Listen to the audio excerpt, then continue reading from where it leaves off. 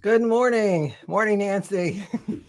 Welcome to Make It Monday. I'm Jim with Amy Sows, and today I thought I would share with you a little trick I've been doing for a couple years, and hopefully this might help make a solution to your pattern markings a little easier.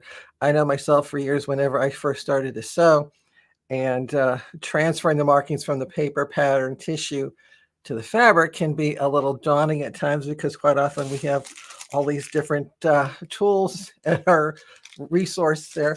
And a lot of times we may also use like those blue or purple disappearing pens, which do work great.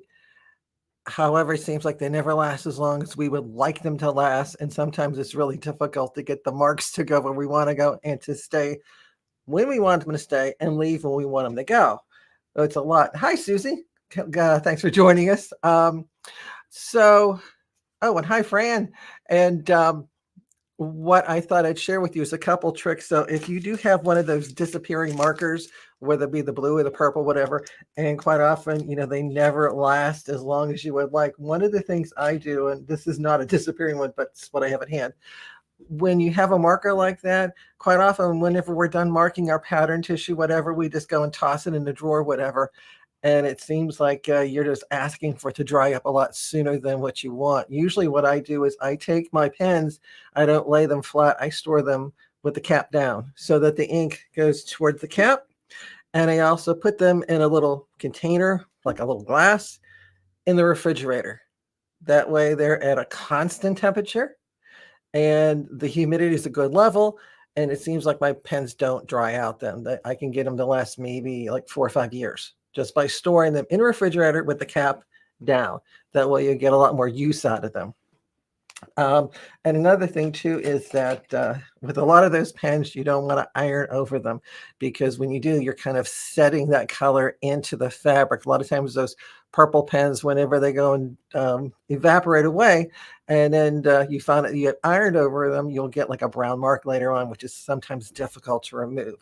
So usually what I do is just, like I said, keep them in the refrigerator and try not to iron over them. And then again, you have the problem too. Sometimes it seems like when you want the marks to go away, they don't want to go away. They got to stay there or come back. Well, if you're willing to think outside the box, I got a little trick for you that works every single time. And what I'm going to do is I'm going to take you over to the overhead. So this may help you even to speed up your pattern cutting. And a lot of times, like say here, I have a sleeve pattern cut out. And a lot of times what we may do is we may go and cut like a little triangle where they have the triangle for the front and the back. And of course, the top of our sleeve cap. And well, it works. However, it makes it kind of a bigger marking on your fabric. And it does take more fabric because you can't really line up another pattern piece that close to it because you have to allow for those little triangles will still be there. So quite often what I do is I just go and cut them off and then probably put a notch. So where there's that single one there, I'll put a single notch in here.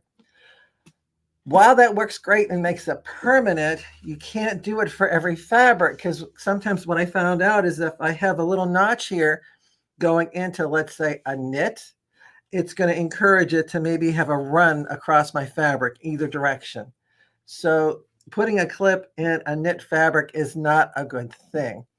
And also too, sometimes when you lay them out, you may think like, okay, today I'm going to get all my cutting done, and you get all that done and think like, okay, maybe tomorrow or the next day I'll go to summer project. And it turns out to be a week or two later. And you have it like this and you're trying to remember, okay, which side was the right or the wrong side? So it's kind of tricky to sometimes remember you putting the right side together until you have it done and you find out that you flipped it. So you have to take all your pieces apart. So this way it's going to help to label your fabric so you know the right sides to go to the right side. And these marks are, I don't want to say permanent, but they are permanent until you do one little magic thing to remove it. And that's either pick them off or wash them away. And if you do enjoy machine embroidery, you probably have this already in your resource center at home. It's called the, basically the stick-on stabilizer that you would get at your local dealer, where you would just go ahead and, let's say, put this in the hoop, peel off the paper backing, and then you would have it so it looks kind of like interfacing and it's sticky, and you would put your fabric on top, put it in the machine, and then have it embroider your fabric. Well, what I did was instead I took my stick-on stabilizer and I took out my trusty little cutting mat from my Scan and Cut and applied it here. Went into my software and I told it to make me a series of dots. And I had it do a half cut like I'm doing a label. And you could probably see here, there's a whole bunch of little dots all over here. And if I pull this open, you could see how there's little dots that are all punched out. Normally I would make these closer together, but I have it like this. You could see it a little better. But I basically filled my sheet up with stick-on dots. And because my software has also different shapes, I can even fill it out with little stick-on. Sometimes it stays a little too well. I'm going to peel off a little triangle here. I can just show you this right there. And so where I had that triangle here, I can actually place that just inside that cutting line. So now I have a permanent mark on my fabric. And I'll do the same thing on the bodice front, where I have the top of the sleeve. I could do the same, or you know what? I got that circle. I can maybe put that circle there, or, quite often on your patterns, how they may have a line and a circle. So that's where you would put your easing and stitching. I can do that same little identification dot or mark that they have on my pattern tissue and transfer it right to my fabric with the same way. Same thing with, I was a little busy here, so I got a whole bunch of shapes. I even have a little square. So I can actually put 2 squares on my fabric. I now know where I put the top of my pocket. So I'm going to attach my pocket to it. So it's going to stay there until I either come along and take a pair of tweezers or scissors and just lift it off. Or if I forget, first time I launder this, it's going to wash it right out. So it's not going to remain. Also, too, what I like to do with the little circles is I can put this exactly where every button is going to be sewn onto my garment. So this way I can have every single pattern tissue mark that is on my tissue easily transferred right over to my fabric. So now I have a permanent mark. So here I have all my little labels here. I could put 2 triangles here for like the back. I get the single one for the front. Now that I got it all marked, I can take it, fold it up, put it in my stash, and or on the pile, the to-do pile, like we all have, kind of. And that way I can then sew it up whenever I'm ready, and I don't have to worry about them ever disappearing too soon or have it permanently marking. So say if you're doing like a christening gown, I know my friend Martha's been sewing up a storm, and I can just imagine if you have like all those different, let's say, smockings or pin tucks that you're doing, and you're doing a lot of marking with pencils or pens, and then just to have them permanent when you accidentally iron over it. So this is one way to help prevent you from making that mistake and ironing it over and making a permanent mark. And everybody's from all over the country here, basically. And thank you, Connie. Yeah, it's kind of different. Another way to mark it, especially since seems like every time you go to use your pens, they're always dried up, and you can't rely on your pens. Personally, I like to use chalk a lot, but usually I would mark it with chalk and then go right to sew it because, just by the manipulation of the fabric, the lines disappear. So you want to go and use whatever is best for you. I'm not saying this is the only way to do it, but it's definitely a different way to do it. And it may help to speed up your sewing and your cutting. Because I know, like I said, at home, when I go to cut, I can just cut right through all the different shapes and then carefully peel back the tissue and then start applying my dots. And that way I have everything transferred exactly where they need to be. There's no shifting. There's no messing up of the pieces that you need. And just like I always say before with like the stick-on stabilizer, I do a lot of machine embroidery. I never throw any of the scraps away. I save every bit of it. If you're ever putting on the buttons or making a buttonhole, and a lot of times you see how the stitching isn't as quite as nice as you would like. If you think about it, what's a buttonhole but basically zigzag stitch, which is also a satin stitch, so it's embroidery. So if you treat your buttonholes like embroidery, add stabilizer, and it'll keep the fabric from being sucked into the throat plate of your machine, and you'll get a far better stitch out than you would have without using it. So I never waste any of my scraps of stabilizer. Oh, okay, Mary. Thank you. I guess you kind of like that. And she said, I hope there's a replay for this. Thank you. Well, guess what? Usually what it automatically does is whenever we're done taping, it'll go and it's recording it while we're doing it now. And shortly afterward, it'll be uploaded. So you can go back here on Facebook on Amy Sews or on YouTube and watch it again and again. So if you missed us last week, you can go back and review some like last week's or the week before, or whatever. And also to just to give you a hint, we got a great one coming up next week. So you don't want to miss that. So if by chance you're busy, traveling, whatever, you can always go back and review. So don't worry about going ahead and missing it or wanting to review it, because you easily go back and redo it.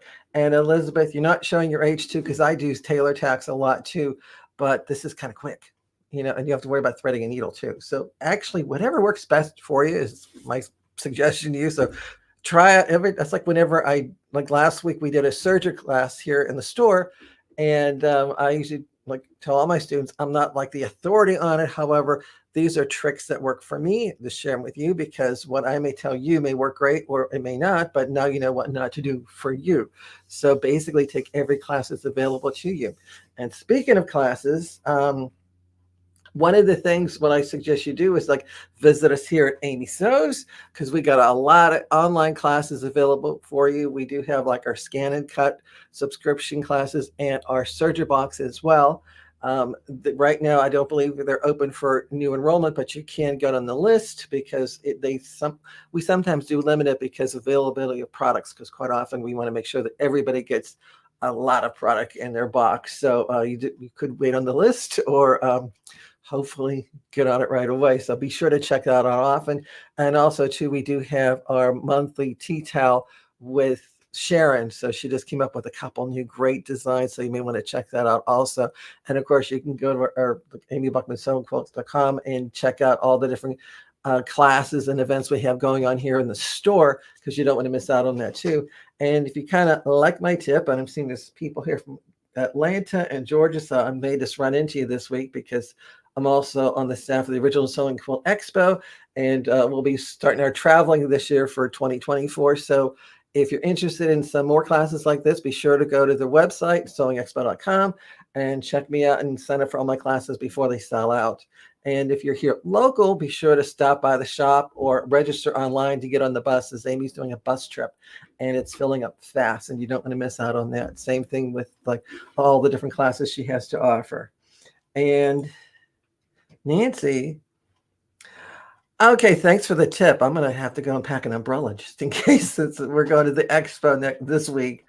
And I guess there's no other questions. So, one thing I want to point out too, anytime you have an idea or you come into an area where you're having trouble with a sewing project, a surgery project, even a craft project, you can actually go ahead and email us, or actually post a comment here, because we do review them all and read them. And quite often, a lot of times the ideas for what we have for Make It Monday comes from people like yourself, who say that, you have a problem with this, or, if there's a simpler solution for that. And we quite often make it into a Make It Monday. So we try to tailor them to be just for you. And Sydney, I am looking forward to it. And so yeah, as Amy says, please sprinkle it out. So if you have a friend, share it with them. And actually, if you're going to the expos coming up, I got a real treat for you because I actually borrowed, I didn't, don't tell Amy, I borrowed some of the samples from Makeup Monday so that you could see them up close and personal. So if you're not local, well, you could plan a trip to come out here to Harmony, Pennsylvania, to Amy Buckman Sew and Quilt and visit the actual store. Uh, or you could stop by the expo and maybe take a class and see a couple cool things. So, okay, I'm just trying to check out everybody's comments here. So it looks like it's kind of a full group here today. So again, like Amy said, please be sure to share the fact that we're here. Amy sews every week, every Monday at noon Eastern. And be sure to let us know if you'd like to see anything specific. You have any questions, comments, concerns, etc. Be sure to sign up to be on the mail list. So when you visit amysews.com, sign up on the mail list so that you can learn all about the new stuff that's coming out, some upcoming classes and events we're having here at the shop, and even online, because we're planning on doing a couple more online programs for everybody.